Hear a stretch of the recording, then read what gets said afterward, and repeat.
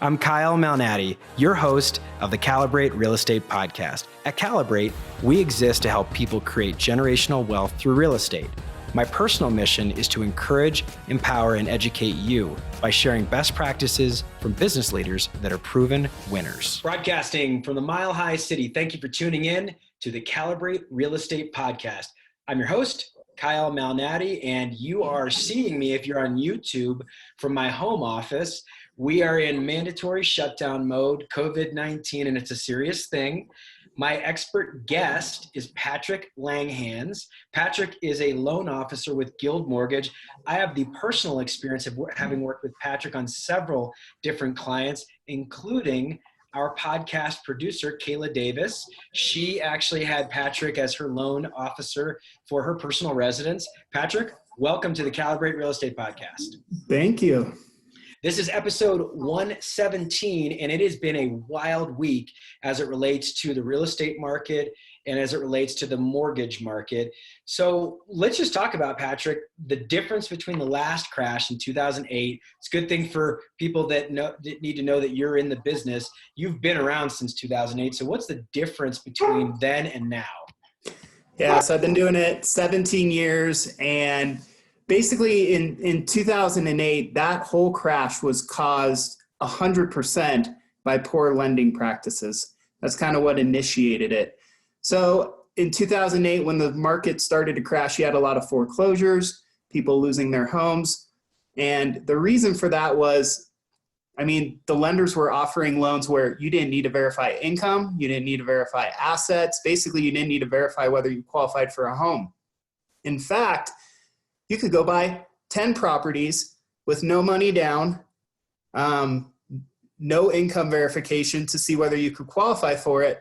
And so we had lots of people in properties they may not have been able to afford, but also they didn't have any skin in the game.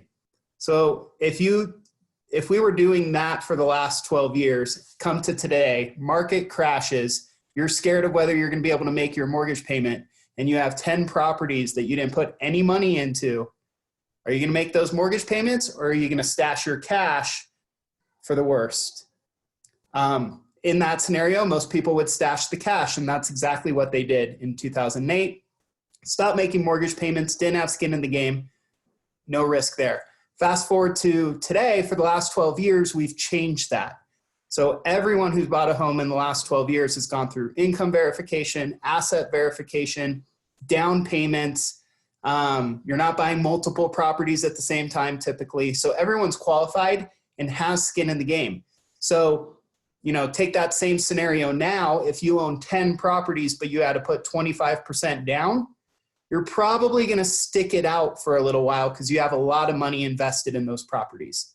So I think that's the big difference. I think as soon as we go back to work, we're going to see the market tick back up, and buying homes will be super popular again, and it's going to be pretty busy. Now, at the same time, I've heard on some of your bomb videos that you've been announcing and releasing to your database, which I think is super smart from a marketing standpoint.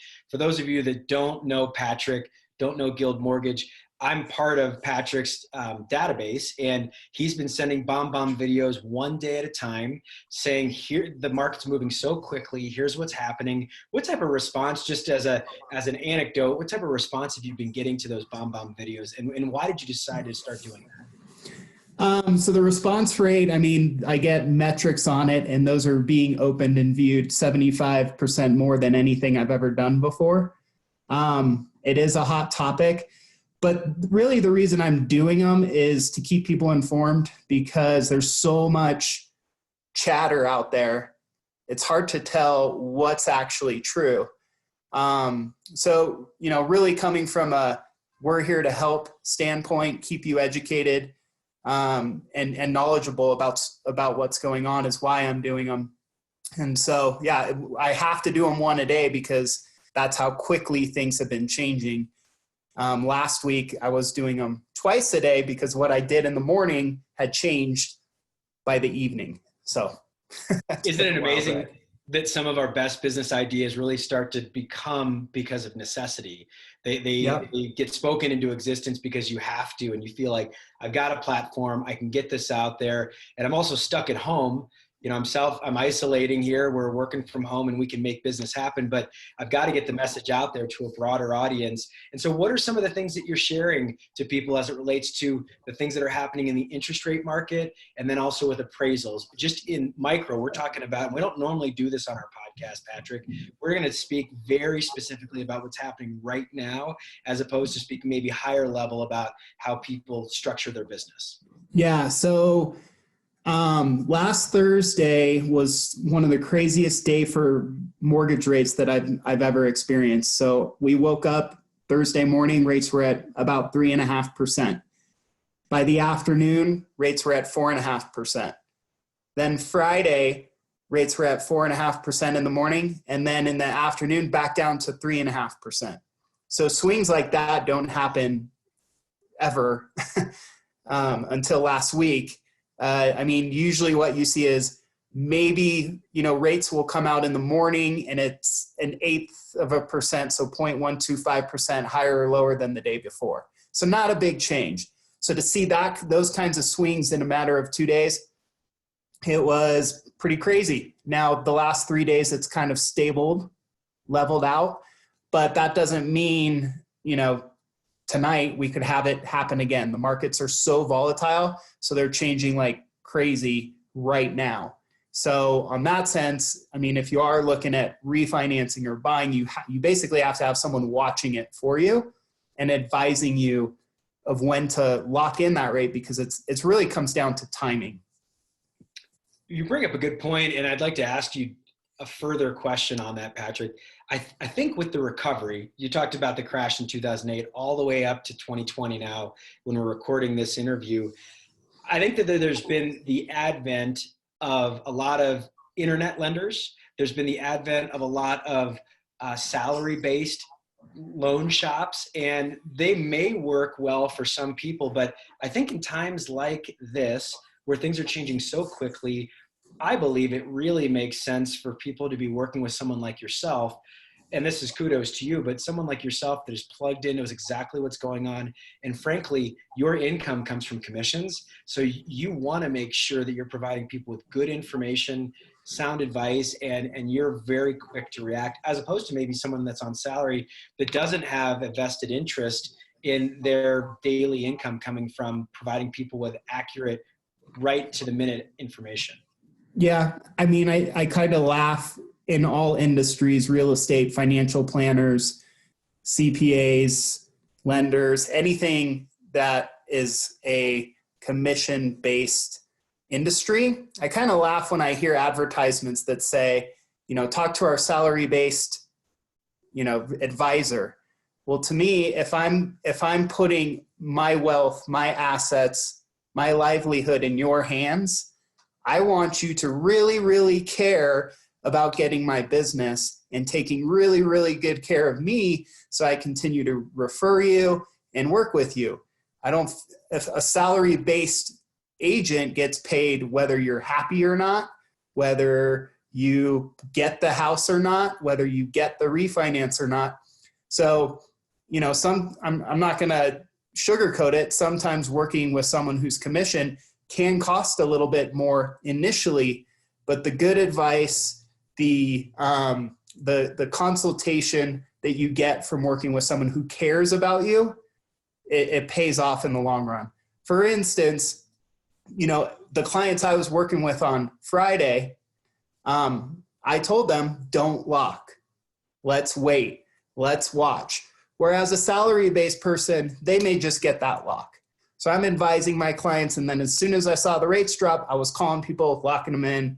Let's go. This is the time. So I consider myself an advisor and a consultant, not just someone to take your name, social, date of birth, and tell you what your payment is.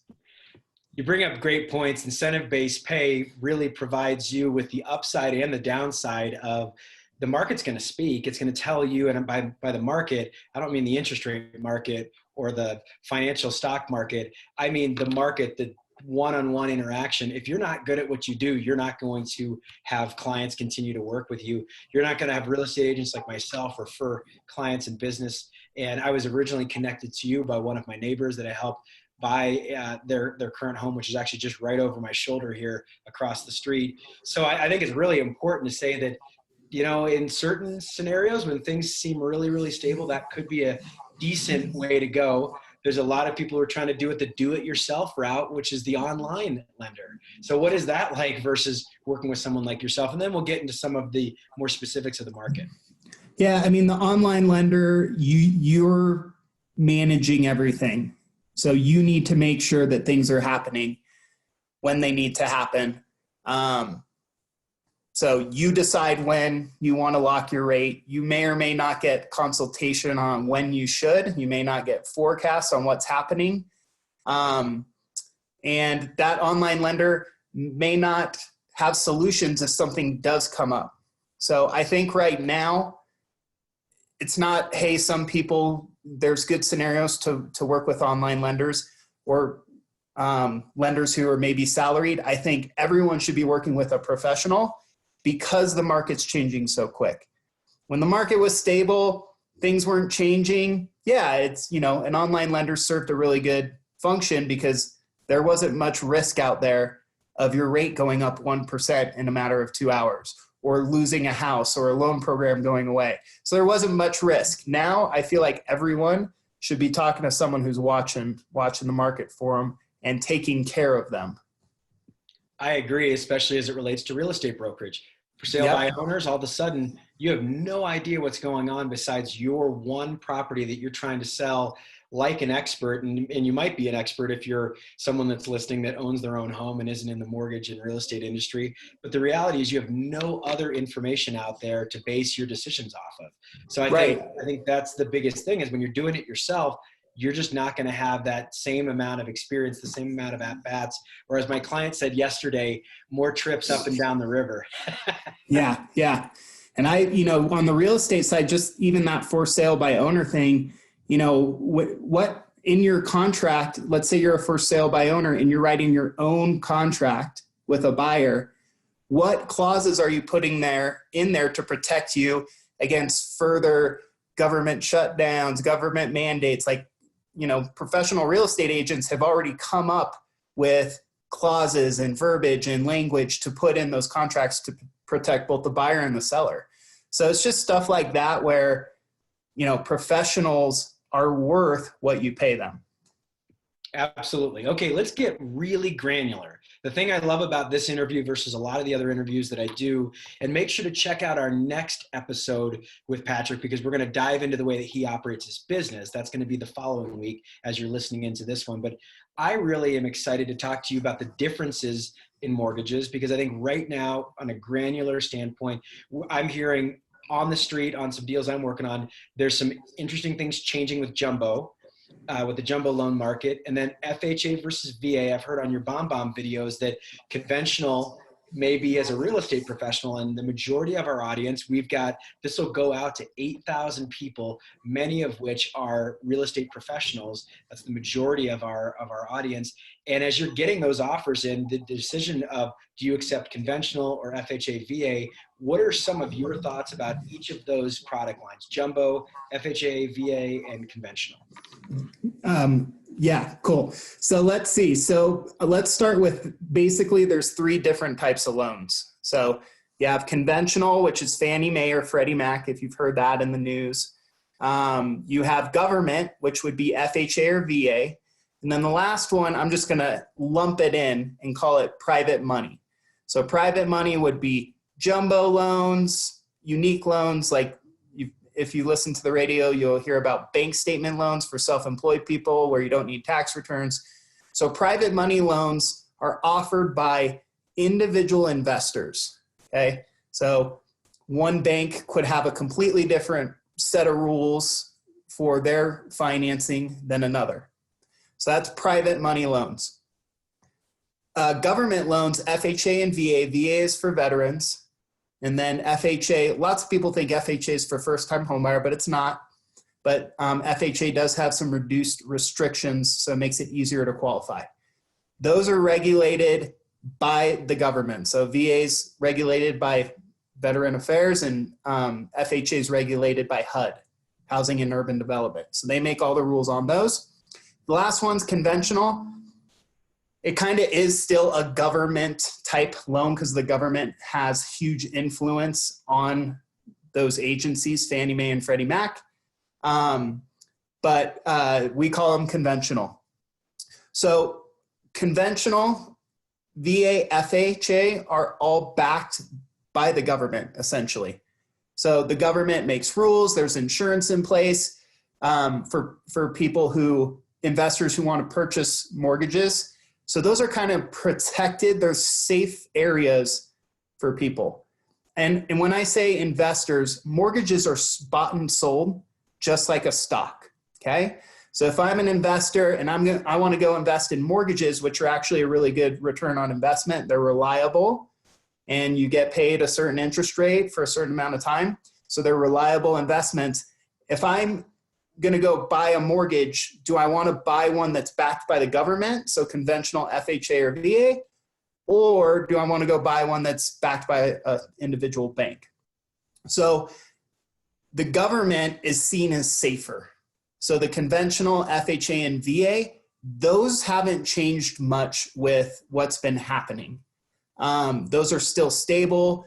We can still close them for the most part. The private money is going away fast. So jumbo loans, I've lost probably 80% of the available jumbo loans that I can do. Investors just said, we're not going to do them anymore. We had these programs, but we don't want to take the risk. And the reason is because they're not backed by the government. They have no insurance, no safeguard, no safety net. If that loan doesn't work, they lose all their money, okay? So because of the stock market going down and concerns around the economy, they're like, we don't want to lend on these loans anymore. So they literally just took them away. The bank statement loans, gone. So some of your unique private money loans, gone. Jumbo is still there. It's just a lot more restrictive. So jumbo's any loan over the county limit. So for most of the Denver area, that's $575,000 loan. So any loan amount over that would be considered jumbo. So they've just put more restrictions on them, like you need 20% down minimum, where before we had ones where you only need 5% down. So all those private money loans are either going away or just getting more restrictive, okay? Questions on that? No, it's very, very informative, and I think it's important for people just to have that reset. That's very, very good. And then on the conventional versus FHA, so the conventional FHA and VA, those are still closing. They're easy to close. The one caveat is conventional Fannie Mae and Freddie Mac have put in place a way to still get appraisals done without the appraisers actually having to go to the home. And that could be because the appraiser doesn't want to, because they don't want to take the risk. The seller doesn't want them there, or there's been some government regulation like stay-at-home order where they're not allowed to. Conventional loans have come up with a plan where we can still get valuations on homes without the appraiser actually having to enter the property. So if I'm a listing agent and I have offers on a home, a conventional offer is a little bit more reliable right now than an FHA or a VA offer. We're supposed to hopefully be hearing this week if FHA and VA have come up with a backup plan as far as appraisals go and still closing loans for people with some of the stuff that's going on. So one of my recollections, and I want to make sure that this is still accurate, because believe it or not, I trust Patrick far more to decipher and decide what my borrower, as I'm helping someone go buy a house, what they can do. It's not like I'm completely unaware of how people get qualified, but we leave it up to people like Patrick that are trusted. And so my recollection of one of the differences between conventional versus FHA versus VA is down payment. And what are some of those guidelines right now on what people can do, not getting super into their borrowing capabilities, because I know that it's going to be based on what their income source is obviously other global cash flow and things of that sort, but what basically separates the FHA VA programs and then conventional as it relates to down payment? So VA, you can buy a house with no money down. You do have to be a veteran. You have to be the veteran. It can't be like my dad was in the Army or something like that, but you can do no money down on a VA loan. So they're actually really cool. And it's good that we offer them to our veterans because it saves them quite a bit of money. FHA loans need 3.5% down. And then conventional loans, if you're a first-time homebuyer, 3% down. If you're not a first-time homebuyer, 5% down is the minimum. And then just to be clear, if you don't have a down payment, there are options to do grants or special homebuyer programs to help you with that. And then Calibrate does a lot of business in the 1 to 4 unit rental market. I would imagine that that's a market that you can participate in. And so how does that all work differently when we've been talking most of the time about owner occupied real estate. If someone is looking at buying maybe a duplex and they want to buy it without living in it, what does that look like as far as down payment and just different things that you might need versus an owner occupant? Yeah, so if you're not going to live in a duplex or multifamily property, you're looking at 20 to 25% down minimum. On a conventional, you wouldn't be able to do an FHA or VA loan. Now, my favorite little house hack is a great way for a first-time homebuyer to start really investing is buy a multi-unit, live in one, and then rent out the other ones. And you can do that with an FHA loan with only 3.5% down. So that's a cool little house hack way to get into a multifamily property and collect rent, help you with the mortgage payment, and start building wealth through real estate that way. Very good suggestion. Okay, you're excited about the future. One of the things that you had mentioned in one of your bomb videos that I had listened to and watched you on is that despite all this volatility, despite mortgage rates literally going up 100 basis points within a day, and obviously that was an extreme example just this past week, why are you so excited about the future? And as it relates to your loan volume, have you seen any spikes up, down, et cetera, over maybe just the past couple of weeks here? Because I think as real estate professionals, we're working so much in the purchase and sale business, but you also have some refinances, and then you're also just going to have you're maybe going to have a broader eye on you're doing a certain loan volume that's much bigger because you're not out showing houses all the time. We might have a smaller data set as an individual real estate professional. So let's talk about your excitement for the future and then also just volumes of loans that you've been seeing spiking up or down. Yeah. So, I'm really excited for the real estate side, and I don't have a crystal ball, obviously, but this is what I see happening. When I mentioned the difference between 2008 and today, I think we recover from what's happening today rather quickly. I think we're on pause is kind of how I see it. Most of the home buyers I've been talking to who had decided to take a step back, they're just waiting. They want to see what's going to happen before they go buy a home. And what I think is going to happen is as soon as we go back to work in offices and travel industry, restaurants are back open, and we go back to normal, life, it's going to be insanely busy in the real estate market. You're going to have a ton of people who are waiting, who are now ready to buy. In 2008, that market decline lasted years because of all the bad loans and how many people were permanently impacted. I feel like right now we're more on hold. And as soon as we go back to work, stock market's going to go up. Everyone who was waiting is now ready to buy. And by the way, we still have industries that weren't affected that are still buying. So, if you work at Charmin, you're probably still feeling pretty confident about your job and you're out buying. So, but I think once that switch flips, all the people who are waiting, who go back to work are going to turn the market really fast. So I think if you're a real estate agent, there's a ton of opportunity to be active now, consulting your clients, giving them good advice, getting them prepared, which means, getting them pre-approved now, getting them ready, being that consultant. Because, like I said, when the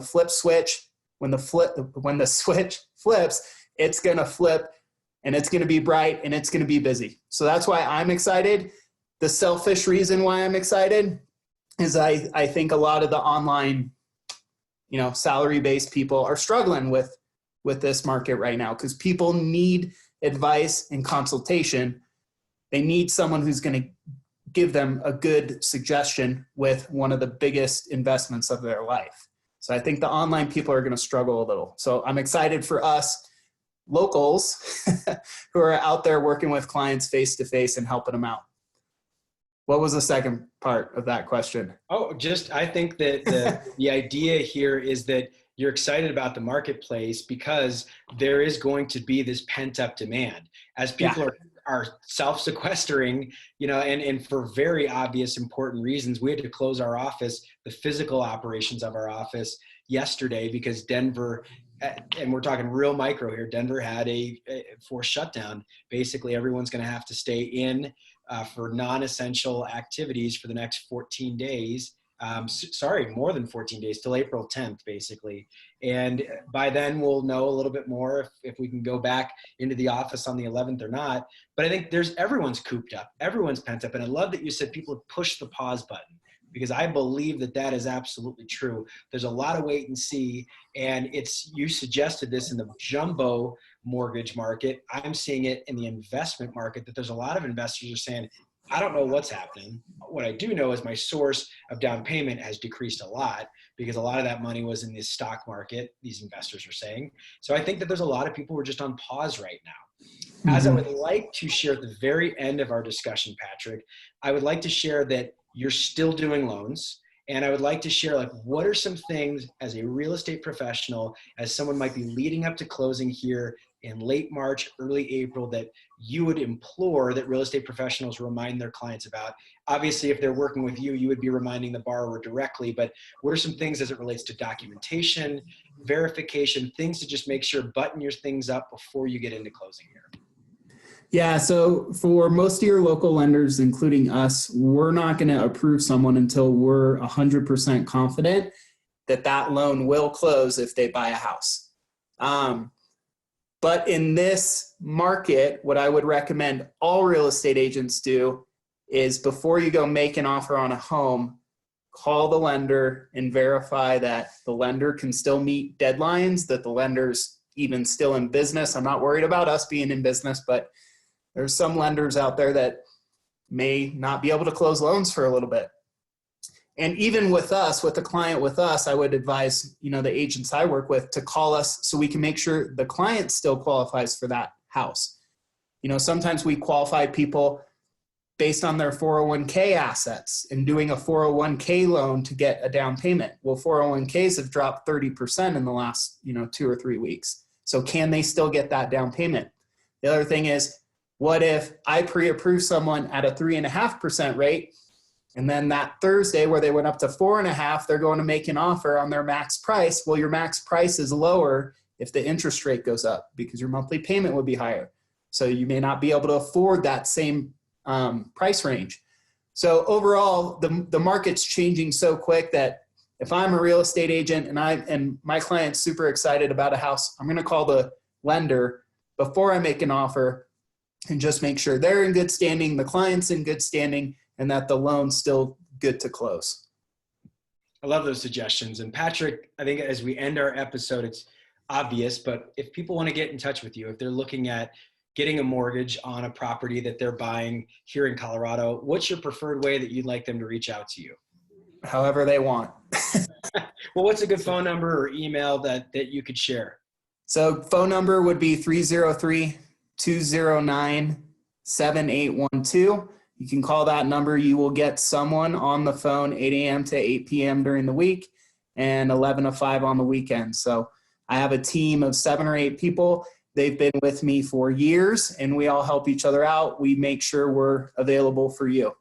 So that's a great way to get a hold of us. But emails, my first initial P, my last name, Langhans @guildmortgage.net. You could email me there. And really, what we're about is advising you. So in a 10-minute phone call, I could probably see whether it even makes sense to look into a refinance. If it doesn't, I say stick with what you got. You're in a good spot. And then a pre-approval, you're making a really large investment. So we'll go a little deeper on that. It's usually a 5 to 10 minute initial phone call. And then we actually set up a consultation on Zoom. So we can see you, you can see us. You don't have to come into the office, and we'll give you a full consult on what you qualify for and help you decide whether buying a home's right. That's great advice. Patrick Langhans, thank you so much for joining us in episode 117 of the Calibrate Real Estate Podcast. As your host, Kyle Malnati, I just have to say, if you liked this, and especially if it's time and place appropriate, forward this by email, by text message, share Patrick's contact information, share our podcast. We appreciate everyone that downloads us on Apple Podcasts, and we appreciate the 5-star review that all of you are giving us. As I love to say, for our podcast producer, Kayla Davis, which is a client of Patrick Langhans of Guild Mortgage, I'm Kyle Malnati, and we will see you around the neighborhood. Check us out for the next episode with Patrick, where we actually talk about how he built his business and some of the really cool business opportunities that you have as an independent contractor to structure your team and just some different things, because he's a professional coach, and it's going to be a great listen. So we'll see you around the neighborhood. Thanks, everybody. Bye-bye.